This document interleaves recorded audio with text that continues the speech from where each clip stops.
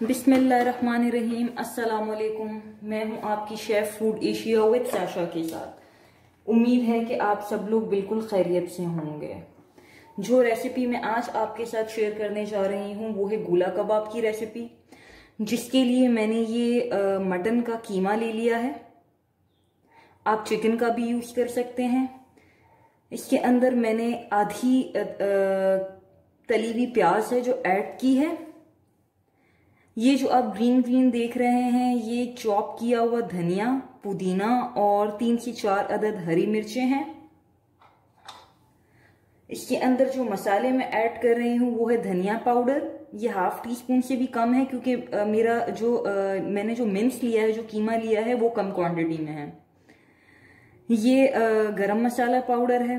ये ½ टीस्पून के करीब ब्लैक पेपर है। 1 टीस्पून के करीब रेड चिली पाउडर है।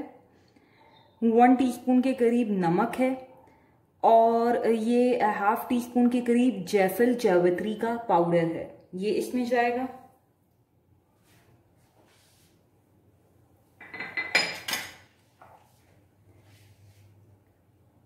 और ये 1 टीस्पून के करीब ऑलमोस्ट मैं डाल रही हूं इसमें जिंजर गार्लिक पेस्ट।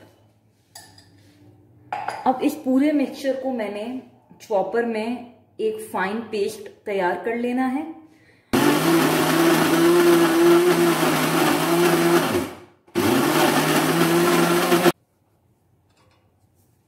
ये अच्छे तरीके से चॉप हो गया है।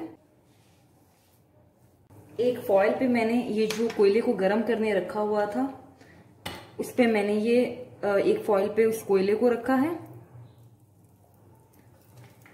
ये देखें। अब इसको हमने 10 मिनट के लिए इसी तरह से ढांप के रखना है। 10 मिनट के बाद हम इसको खोलेंगे। 10 मिनट्स हो चुके हैं। अब मैंने कोयले को रिमूव कर दिया है। इसे अच्छे तरीके से मिक्स करूंगी।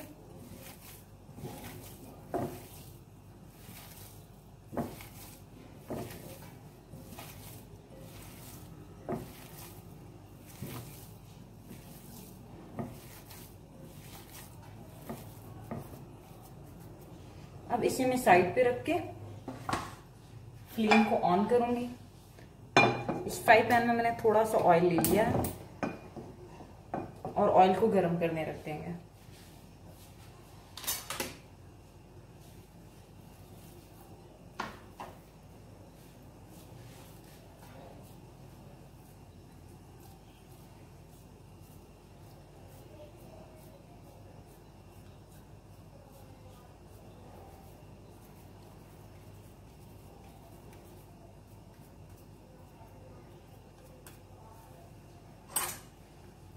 मेरे पास ये स्क्यूअर है तो मैं ये इसमें से गुजार के होल करूंगी।